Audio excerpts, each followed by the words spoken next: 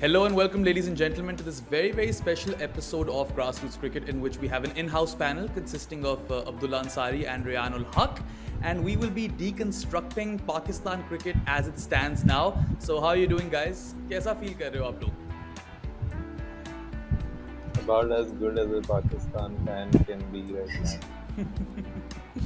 What about you, Raiyan? Yeah, no, everything's terrible and we're all gonna die. Well, the latest, of course, is that Babar Azam has resigned as Pakistan's captain across all three formats, and Shan Masood is the new Test skipper, and Shaheen Afridi will be leading the T20I side, and we still don't know what's going on with ODIs. But weirdly enough, right?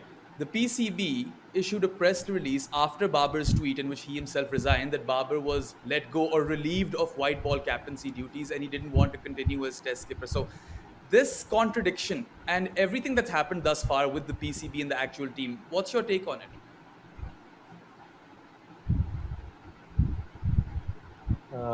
My take is that it was inevitable, but as usual, the handling of it today has been quite farcical. Like the way everything happened. Clearly, at the end, with the press release, they wanted to make a point. I think that there's been quite a bit of point scoring going on amidst all this, and I think it was the writing was on the wall for Babar, and it's not surprising to see him step aside. But still, the way that it's happened with the Shan and Shaheen being announced right away, immediately, and then that little press release, it's probably left a bit of a bitter taste. And some rumors also about Babar being unhappy, obviously, because of the way the team, like all the things that happened behind the scenes during the World Cup with the board and everything, and the WhatsApp chat leaks and whatever it is. So there's still a bit of unpleasantness there, I'm sure. But with regards to the captaincy, I suppose it was time to move on. So good decision by Babu. Yeah, no, I would happen to agree. And Rayan, like Abdullah Bhai mentioned, the PCB has been in absolute disarray, right? Forget this press release. There was a press release midway through the World Cup campaign in which they threw the team under the bus. Then there was that leaked conversation between Babar and Salman Nasir that they released or leaked on ARY on Shoaib Jatt's show out of all shows. And there are other things, right? In Zamam's conflict of interest, players not getting paid. It's been a shit show, if I'm being lenient, right? So, what's your take on all of that, and how do you think that's impacted everything, and or which has led us to this point, really? Yeah, so the PCB has always been, as we all know, epitome of excellence, and they've always made the right decisions. And even today, they were so quick to act. Like the New Zealand innings started, and Baba resigned as captain, and within 2 hours, the new captains were decided apparently because he just resigned. And then the new director of cricket was announced, and the new coaching staff. I mean, there no new coaching staff yet, but the old coaching staff basically ceases to exist, except in name, because technically they can't sack them, so they're still here, but they're not here. So, uh, I mean, what can you say? It's just a shit show. Yeah, basically. Yeah, I mean, there's no better word that I could find. And you mentioned about how they've kept both Grant Bradburn and Mickey Arthur, and they'll just be working in the NCA. Mohammed Hafiz is the new director. Now, I don't exactly understand what that role entails, and Hafiz is still, slotted in as a diamond category player in the PSL. So there's conflict of interest over there. Like, there's a lot going on over here. So, can either of you just break this down for me? I don't think there's much to break down. It's Pakistan cricket. Nobody knows what's happening, but um, someone who resigned from a role in the PCB, or not an official role, but whatever it was, he resigned recently, and now he's back in a bigger role. And he's apparently also, according to some media reports, also going to be the head coach. So that'll be interesting, and I don't know how that's going to work out, but it'll be fun, I guess. That's all I can say. I mean, Rayan, Mohammad Hafiz just played with these guys not too long ago. 2 years ago, he was part of Babar's team. Babar was his captain. And now Mohammad Hafiz is going to be Babar's head coach and the rest of these guys. Like, how does that even work? And Hafiz has no badges, he has no coaching experience. So this is like shooting yourself in the foot, no? Yes, so basically the PCB have taken this approach that the director of cricket role is something that people have said that needs to exist in cricket. So the PCB said okay, and the first successful director of cricket. I mean, there were director of cricket before this, but the first successful was Andrew Strauss. So basically, you gotta think that Mohammad Hafiz is now your Andrew Strauss, and just like Strauss was appointed a few years after his playing career, just like that, Mohammad Hafiz has been appointed. And now Pakistan are going to emulate England in 2015 and, just go from strength to strength.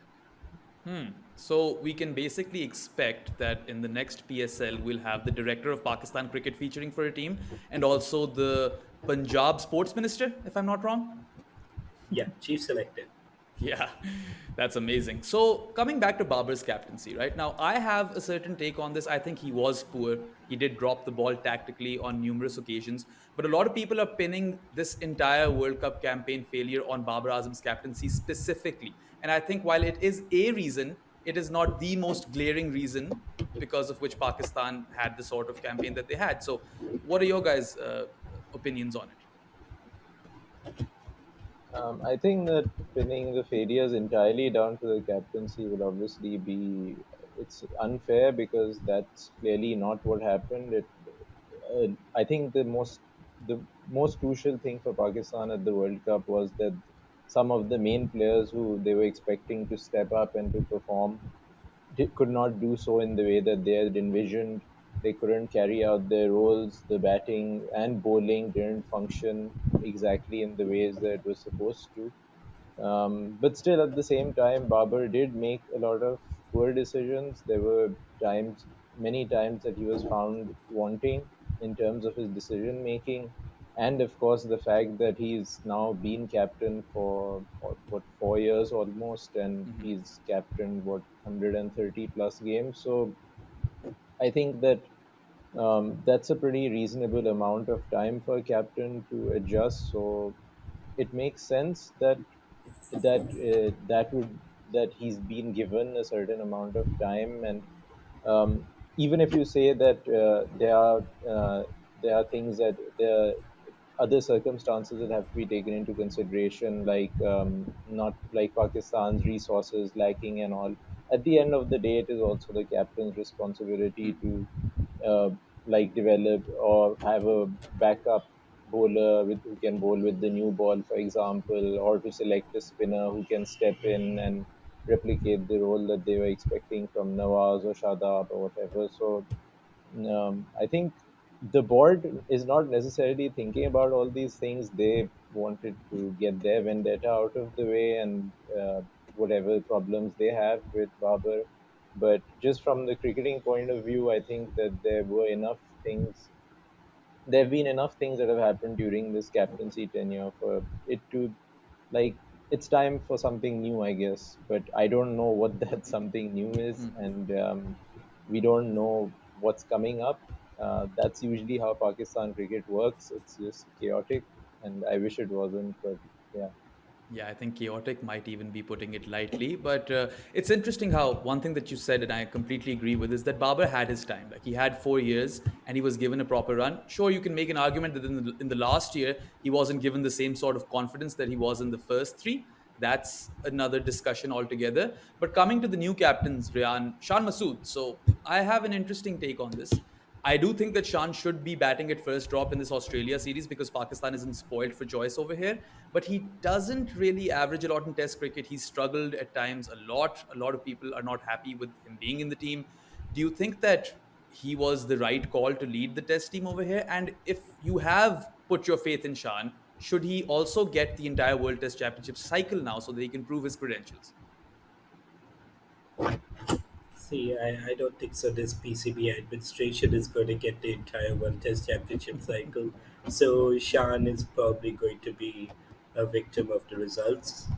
And going by Australia, Pakistan, Australia tours, those results aren't going to be pretty. Hmm. But I mean, a pointing game, it was better for elimination. Like once you start going down the test side, okay, who you can make captain, you go like, okay, Imam's might get dropped halfway through that series. Abdullah's too young.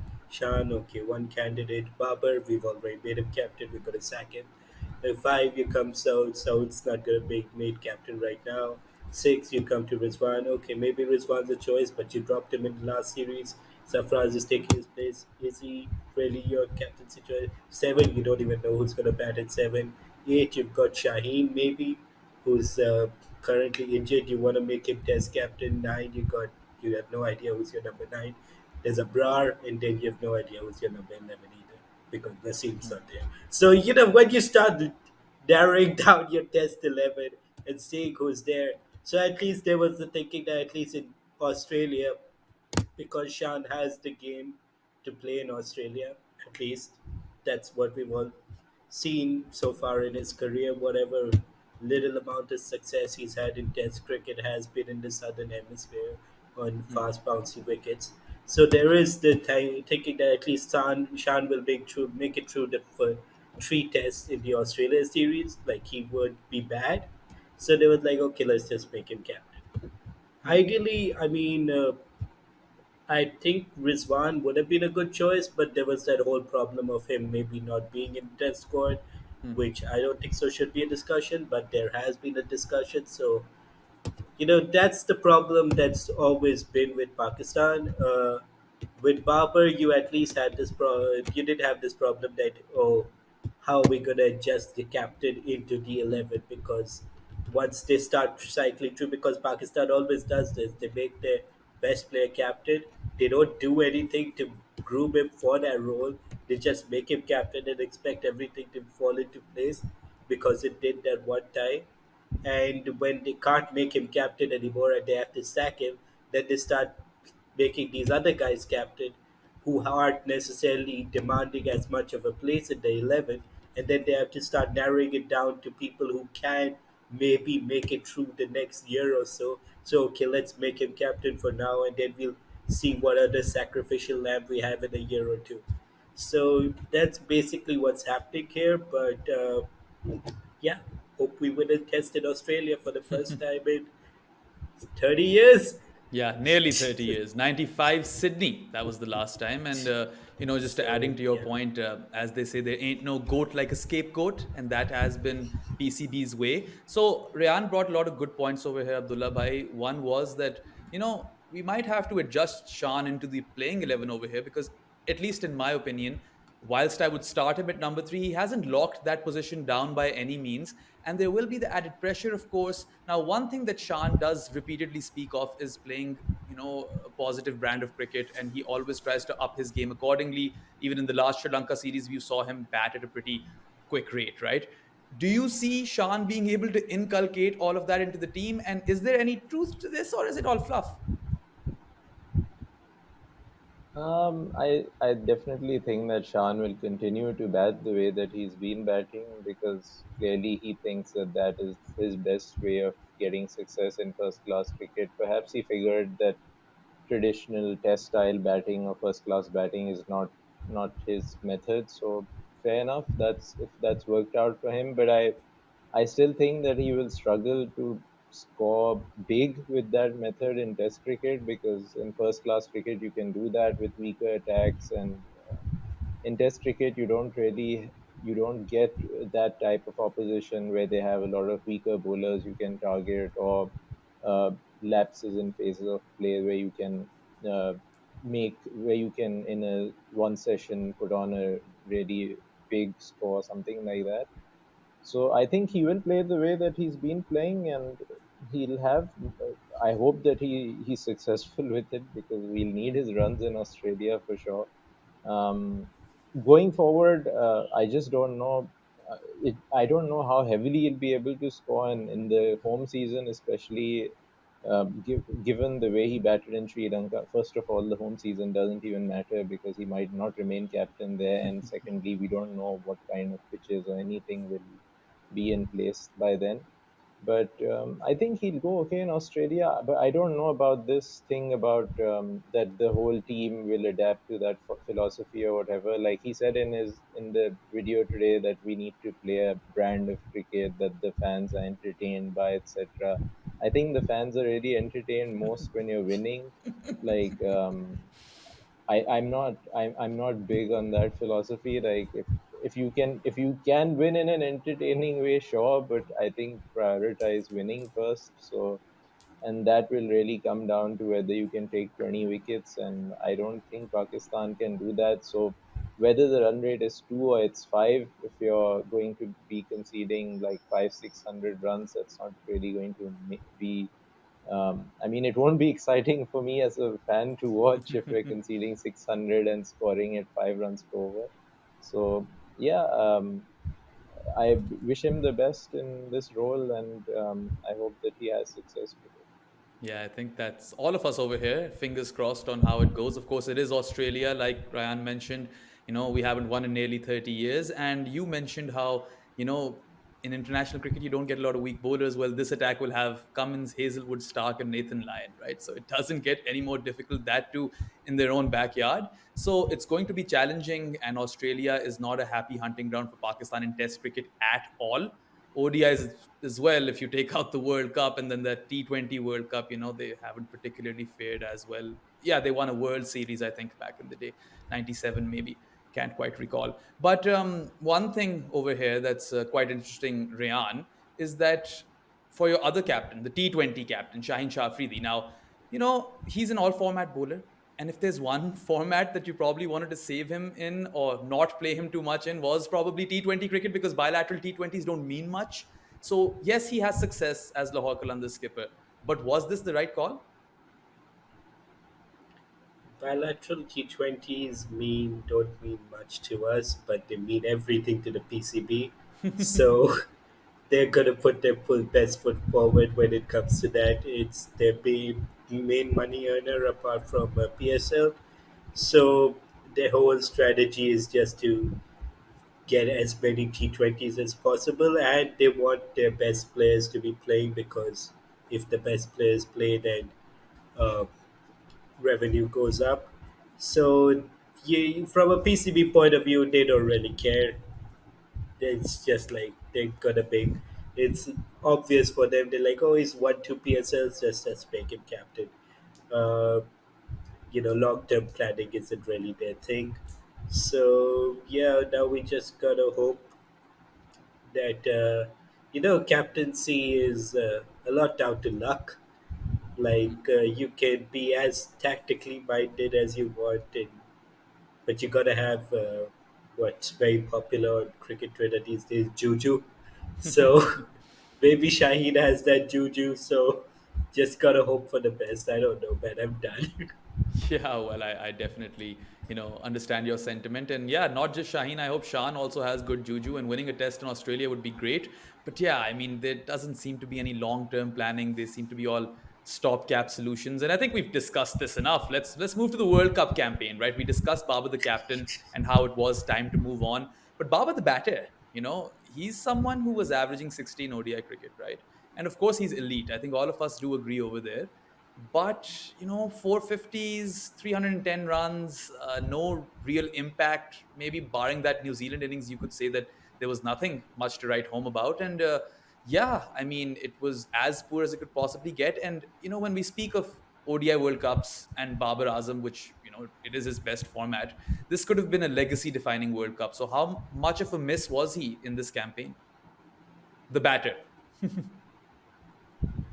Yeah, I think the most frustrating thing was those soft dismissals. Like Mhm. he got to 50s a few times, and this was a recurring theme across much of our top order. Like Imam did the same as well, throwing away a lot of starts, and I think that was really key. Like converting a couple of those 50s into bigger scores, like maybe in the South Africa game or in the the Australia game, if he could have gotten a good score, I think that would have been chaseable. So it was really, um, I don't. It's a very strange, like it was a very strange campaign for him. Like it's not like he's repeatedly getting out in a specific manner. Like getting caught at mid wicket is not a weakness of long hops. It's not something that a bowling team plans that, hey, we'll bowl long hops to Babar and he'll hit them to mid wicket. It's just that he has a tendency to play upishly in that area sometimes, and for whatever reason, he wasn't able to execute his shots.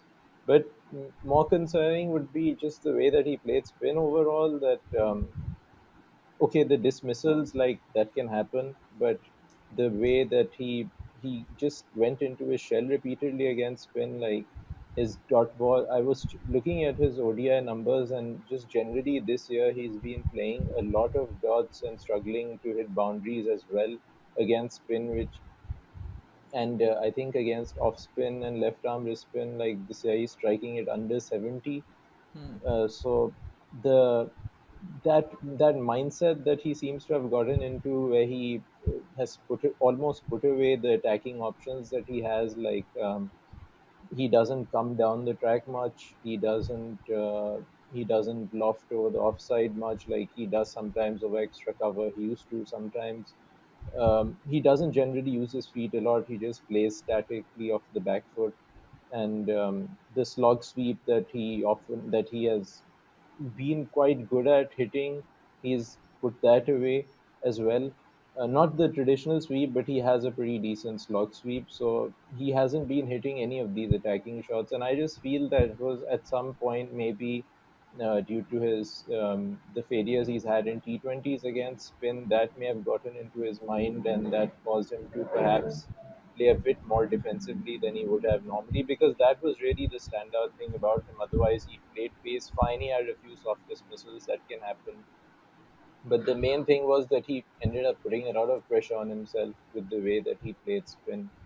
And I just think that it may have been like this can't be an excuse, but I do feel that the captaincy, the weight of the expectations at the World Cup, and the whole situation that the team was facing, and that his captaincy practically, because of the situation in the board, it probably his captaincy was on the line in this World Cup. So, unfortunately, that meant that he wasn't able to execute his skills in the best way. That's what I would say, because it's not something that you can just forget how to do. Like you don't simply forget how to play spin. Yes, he's weaker against off spin, against other types of spin, and that's another debate altogether, why a right hand batsman finds it difficult to score off Glenn Phillips and Aidan Markram. But um, it is what it is. But I just hope that he's able to get back that mojo, because it was really disappointing to see the way that he fared against spin, particularly. Yeah, I mean, we all hope that, being relinquished of the captaincy duties brings the best out of Babar the batter, because he's still 29. He's got a lot of time, in his career, and he is arguably one of the finest batters Pakistan has ever produced. Now, Rayan Abdullah bhai brought up some interesting points. Babar against spin, and potentially, the weight of captaincy weighing down on his actual batting performances. And of course, Babar cannot clear short mid wicket Azam. That was basically the story in this World Cup. Is there anything you want to add? And do you think any one of these factors was, bigger than the rest? Yeah, basically Abdullah Bhai covered it quite well, but basically in the ODI middle overs, you have this period from like basically 15 to 35 overs where the batting basically goes into cruise control. Like this boy, spinners keep bowling, they'll bring on some part timers, and you just milk them. You go at like 5.5 to 6 and over, and you just do it's cruise control. Both teams accept that, yeah, maybe we'll get a wicket here, but they just concede the defeated batting team that, okay, for this we'll let you have it until the ball starts reversing or something like that. We'll let you have this. But the thing with Pakistan was that they never got that cruise control phase, because the chief architect of their cruise control phase would either have been Babar or it would be Imam. So they wouldn't have this phase where they would basically be comfortable while batting. It always would be like, I mean, Rizwan is a substitute for Babar in that phase, but Rizwan isn't as fluid as Babar is at his peak because Babar is one of the best ODI batsmen of this generation. So Rizwan was doing what he could in that situation, and he was a stopgap option. But he was always that, nervous, hairy type Johan, Rizwan, the way he plays. Or so you either had Rizwan doing that role, or you had Abdullah playing through that phase who's still learning how to play ODI cricket, or you had Saud who's not exactly equipped to play at faster rates, and he had to deal with Rizwan at the other end and stuff. So they were missing out on Babar and Imam, and Imam's like basically Pakistan's plan A used to be that Babar and Imam will play till like 32nd over. Then Rizwan and the hitters will take over and they'll get to like 300. The target was always 300. It wasn't ever like 320 or 350. It was always 300. I was like, oh, if Fakhr comes off, maybe it's 320. But that was basically plan A, that this is how we're going to approach our batting. And the problem for Pakistan was that not once in 9 matches did plan A actually happen for them. So that when you go into a tournament playing the way you have for the last 4 years, and not a single match of that 9 match tournament resembles a good match you've had in the previous 4 years, then clearly there's a problem because whoever you expected to play out that phase and be that consistent run getter is no longer there, and then you have to rely on stopgap options, which is what Rizwan was, and which is why he was there. But obviously, your stopgap options aren't going to be better than your chief options that you wanted to do well in the first place. So yeah, that's basically what happened. Like your best players didn't do what they were supposed to do, and now you're in this situation. Yeah, it's interesting you speak of Plan A, and of course, Pakistan's, well, the hallmark of this ODI team's success was their top three because they would fire very, very frequently. And we've spoken a lot about Babar, Abdullah Bhai, but I want to come to Imam. Again, very similar sort of soft dismissals, kept succumbing to the short delivery over and over again. Someone who's averaging north of 50 prior to the World Cup, and in World Cup cricket in 14 innings, he has 102 50s in 14 innings. That's not great, and an average of 33. So Imam flopped hard. And do you see a future for Imam in the ODI setup? Because there's a new cycle now. You've got a bunch of talented youngsters coming in through the ranks who all play attacking brands of cricket, right? You've got your Saim Ayubs, your Mohammad Harises, your Mohammad Herreras, Hasibullah Khan. Like, there's so many of these kids. So do you go back to Imam or do you blood a youngster at this point? Yeah, with Imam, I think like a lot of people will talk about power play strike rates and all that, but the I think the main thing was just that he kept getting out in stupid ways. That was really what it was.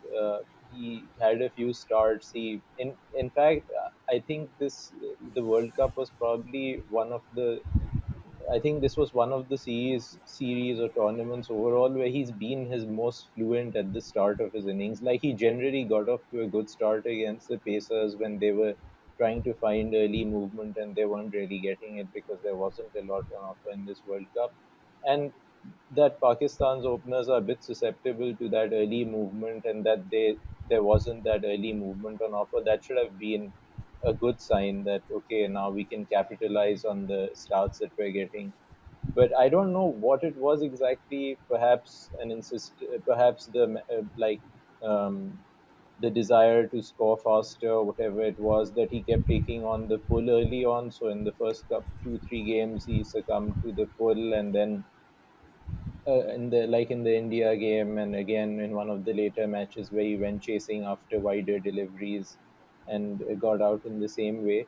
So those were really frustrating dismissals, and the whole point was that in that middle over phase that Ryan was talking about, he was supposed to be the guy to get into cruise control, and he faced 50, 60 balls of spin in this World Cup, and he scored it, run a ball against them without getting out. But the problem was that he averaged like 18 against pace and he got out in several stupid ways against that.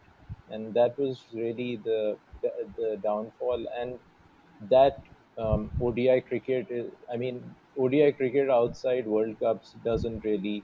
I mean, it's good for you to it's good for like team building and for you to feel good and to build up confidence. But at the end of the day, you have to deliver in World Cups, and I'm sure that, and I hope that Imam's place is under consideration in the team now. And personally, I do think that it's the right time to move on and invest in someone like Saim Ayub, who has a higher ceiling, who can. First of all, already this World Cup has shown us that we're behind the rest in terms of the batting. We don't have the batting power to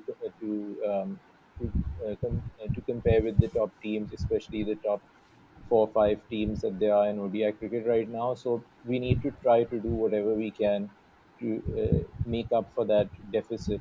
And I think a simple first step would be to get Saim Ayub into the ODI team after the World Cup. After, what am I saying? After the World Cup, for there's no ODI for a year. So and we're going to then face further problems down the line when we try to fix the middle order, because that's another issue. And the power deficit that you see in Pakistan and the other teams, the other top teams, considering that the Champions Trophy will be in Pakistan, where outside Karachi most of the pitches are flat and high scoring. Then the next World Cup is in South Africa, where again there are a lot of high scoring venues. Some of the most high scoring games are in South Africa. So we really need to look toward that, and considering these things in keeping these things in the picture, I think it would be wise to invest in as many attacking high ceiling options as we can going forward. Yeah, no, that checks out. And of course, you mentioned how Pakistan lacks big boy power compared to some of the other nations in the world. And the batting has been below par. But Ryan, I want to talk about the bowling, because if the batting has been below par, the bowling has just, scraped the floor. And, lack of power play wickets. Pakistan just could not seem to buy a wicket at one point. And of course, the spin attack was non existent. Your best spinner was what, Osama Mir at 62, I think, with 4 wickets. Ifti had 4 wickets. He was averaging in the 60s as well. Both Nawaz and Shadab averaged north of 100 with the ball and only had 2 wickets each. So, which one was the bigger failure? The lack of power play wickets and wayward and erratic pace bowling, or the non existent spinners? See, so going into the World Cup, you knew that your spin attack wasn't exactly perfect. You wanted everything to fall into place, but you didn't plan properly for what if it goes wrong. And your idea was that uh, so going into the World Cup, like the last 2 years, um, before the Asia Cup, Nawaz was averaging around 20 with the ball. And that was across 11 games versus Netherlands and West Indies. He missed the Australia series. If he hadn't missed the Australia series, maybe we would have had a better idea of where we stand.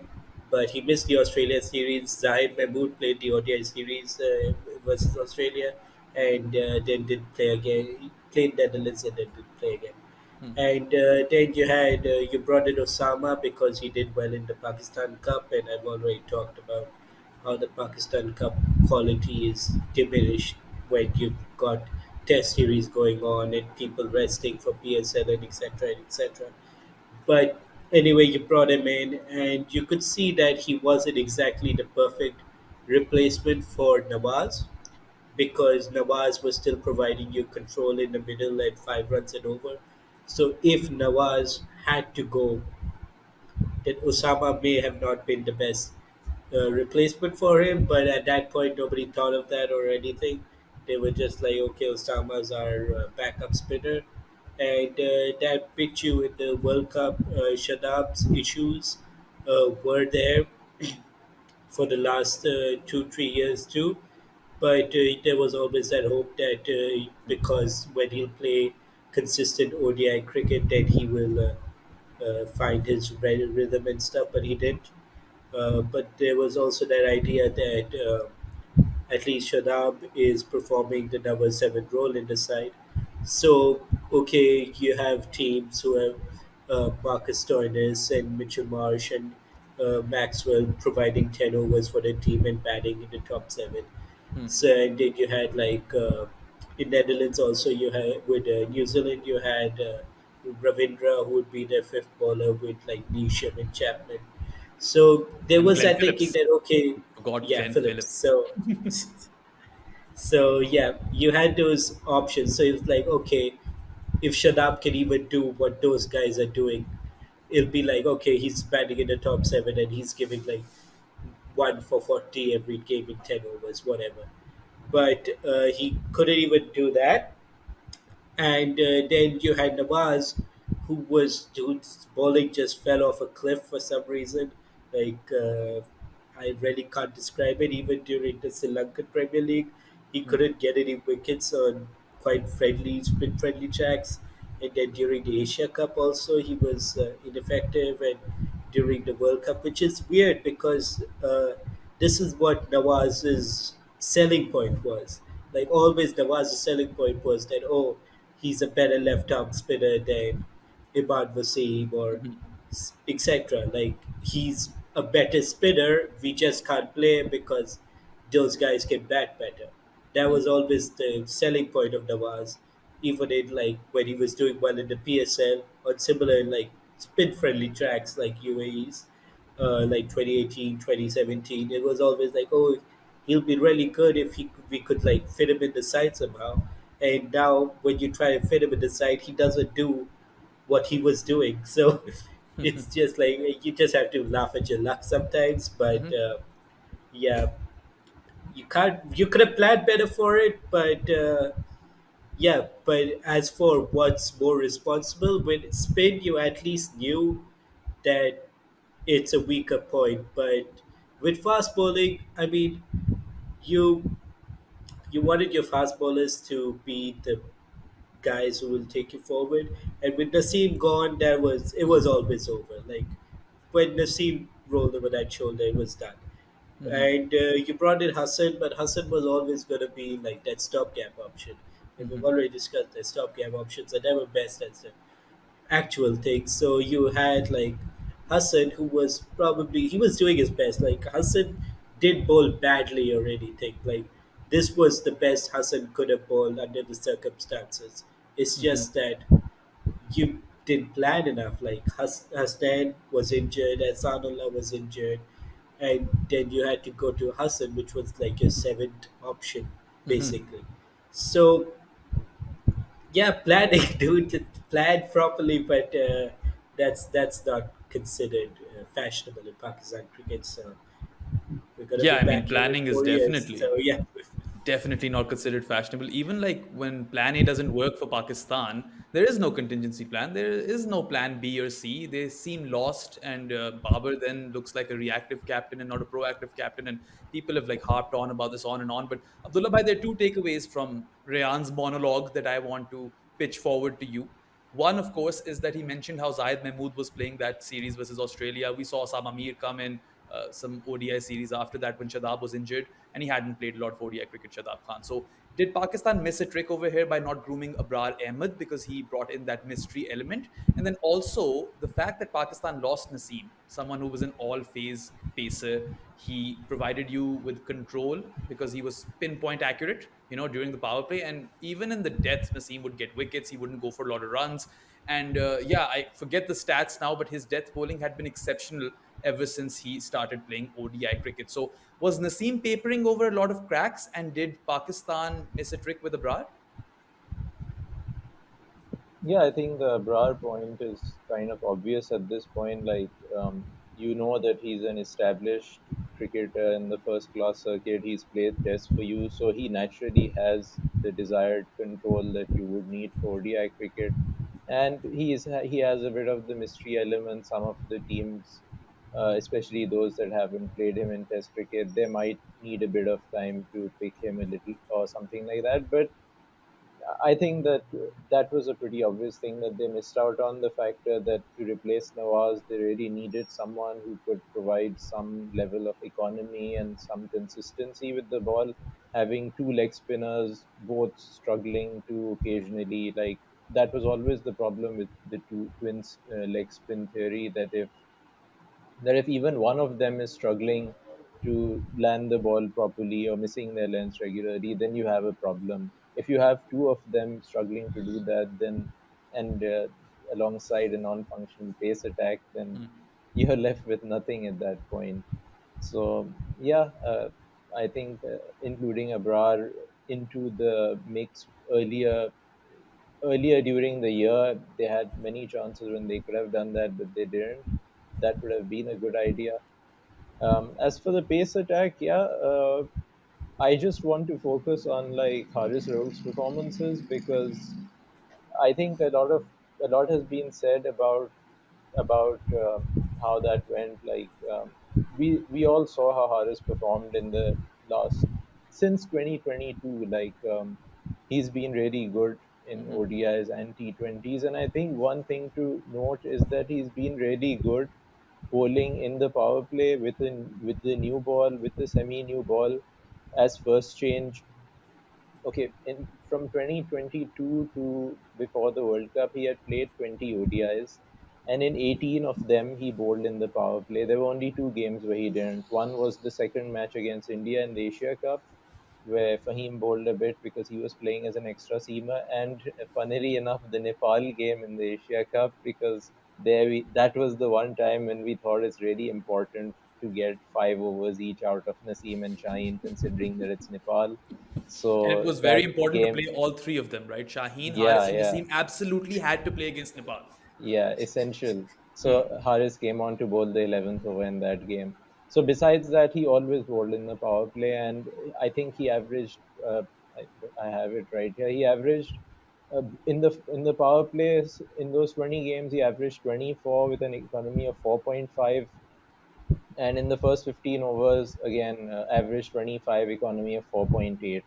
So that he averaged 247 bowling in the first 15 overs at an economy of 8.4, that's not something that you were expecting, and that's not something that you can entirely put down to the captain either. Like a lot of people are saying कि Shaheen Haris से bowling नहीं हो रही power play में, तो just bring him on later.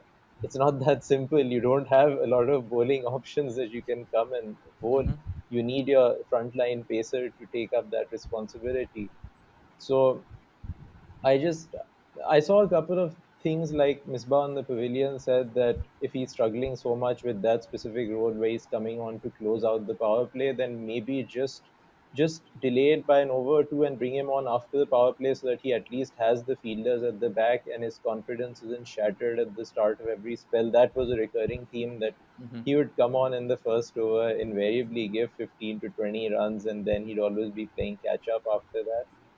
And I don't know how to explain what happened with his bowling. Like the way that he had been bowling with the new semi new ball in the past year and a half was that he would generally bowl at a good length, and over time he got really used to bowling that length. He was quite consistent at it. He didn't like it was like the Haris of pre 2022 that we had right now. He struggled to find that length. Like I know a lot of the favorite everyone's favorite theory when a player fails is that he's stupid and that he doesn't have any brains. But that's I don't think that's the case. Like he's not deliberately trying to bowl short and wide. It's just that he really struggled to control that length. When he was trying to hit that good length, there were times when he was ending up over pitching it by a meter or pitching it short by a meter. And what the reasons are for that, that's for someone to investigate, but it's never going to happen because it's PCB. And I don't know if there's some technical issue that's causing it or whatever, but I don't think it was fitness. Like if he's bowling, his spell in the last game was, I think, the fastest he's probably ever bowled in an ODI. The England game, I think, in the last over he clocked 150 several times and he bowled 153 plus. So I don't think it was fitness alone that could have played a part, but I think that that injury that he had during the Asia Cup probably disrupted his rhythm a little bit because after that he just struggled to find that length with the newer ball. He was fine with the older ball still, but that really cost Pakistan because when you don't have Shaheen striking with the new ball and you don't have a efficient new ball partner with him, then you really needed Rauf to step up and do at least what he's been doing, or at least some version of that, not average 247 in the first 15 overs. So yeah, I think that that was really costly. And again, it's for Pakistan to. I always think that somehow they needed to figure out a way of fitting in a fifth pacer into the squad, but that they could barely find four. I think that pretty much sums up Pakistan cricket. Yeah, I think that's a fair assessment of Haris Rauf and Pakistan's attack. And also, Shaheen, he's been bowling a bit too leg side-ish in the power play. And he got, what, 3 out of his 18 wickets were power play wickets, right? So that did not help. And you expect your strike bowlers to come and get you wickets up front. And Pakistan simply could not do that. And yeah, they've been renowned for their strike bowling. And if that doesn't click, then that puts them on the back foot entirely. Now, Ryan, there were two other areas where Pakistan really messed up, right? The fielding was quite abject for the most part. The dropped catch of David Warner comes to mind, and there were some more dropped catches versus Australia. And then the ground fielding versus Afghanistan was quite poor. And yeah, that game as well, you couldn't really put any pressure on the Afghan batters. And overall, like even in the last game, Shaheen dropped Ben Stokes when he was on 10. And the other thing is that Pakistan got bowled out in 5 out of 9 games. Now, in a world where they had to rely on net run rate, I know we didn't get there, but in that world, that really puts you on the back foot. Like you're always playing catch up if you get bowled out. And in that South Africa game in particular, had Pakistan just played out their overs, they had a good shot at winning that game, right? So, which of these two things do you think was worse, and how big of contributing factors were they? See, with fielding's obviously always the easiest thing to blame, but yeah, ground fielding was particularly poor, and you can usually tell uh, how a Pakistan side is doing by just looking at their ground fielding. If they're playing badly, their ground fielding is all over the place, and if they're playing well, then everybody is on point and everything. I don't know why it is, because there shouldn't be any relation. Like, dude, like, it's the same thing every day, but no, it's always related. You can actively see the difference. So yeah, you just have to put that down to Pakistan being Pakistan. Hmm. As for the bowled out thing, the bowled out thing. It just goes back to your batting just not having plan A functioning. So when plan A isn't functioning, you can't play out your 50 overs because your cruise control people aren't there. So then the stopgaps are doing it. It's the whole conversation again.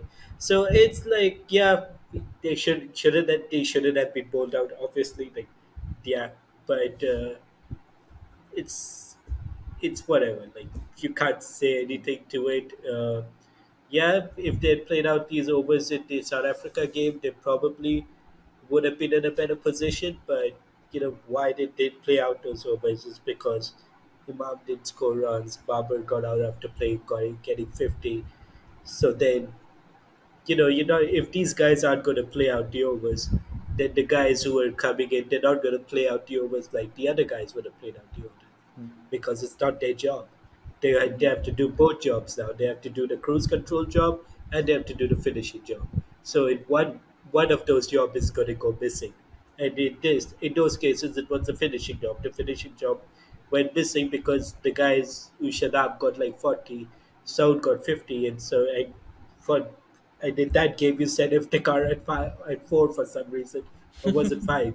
Anyway, so Four. They like sent him at four. whatever. So whatever can you say, man? Like this, they said if the car to play spin while the opposition was playing Maharaj and Shamsi and Chennai. So like, And when you have a spin specialist waiting to yeah, come in, Hmm. no, he gets to bat at number 6, and the other spin specialist is at number 7. Yeah, that's something that Pakistan has never done well, right? Player utilization. There was no sense to send. Okay, so at that point, I was like, okay, maybe the ball is hard right now and they want to attack. So that was the rationale to send Iftikhar out. But, Shadab could have done that as well. We've seen him smack Anrik Nokia at the SCG.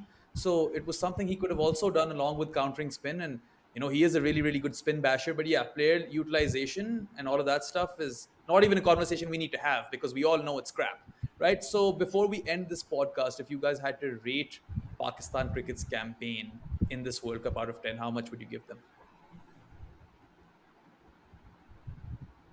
um, not more than five for sure. So maybe like Give a it, 4 to 5. Yeah, I'll give it as many wins as they got, four. Yeah, I'll give them whatever 4 divided by 9 is. So yeah, whoever's watching this can go do the math. Yeah. 44%. And is there any hope whatsoever going into the future, or should we just, grab some popcorn and not really give a damn? There's hope going into the future if PCB plans and looks forward to. Yeah, so Yeah, no, never there is mind. no hope. No, no, no. All right. Well, thank you so much, guys, for joining, and to everyone who was viewing and is still with us and watching this. Thank you for sticking around and watching our content. If you like this content, make sure to press like, share it with your friends, and subscribe to Grassroots Cricket. And stay tuned for similar content because we are, geared up to provide exactly that to you. We'll catch you again soon enough. That's all for today. Goodbye.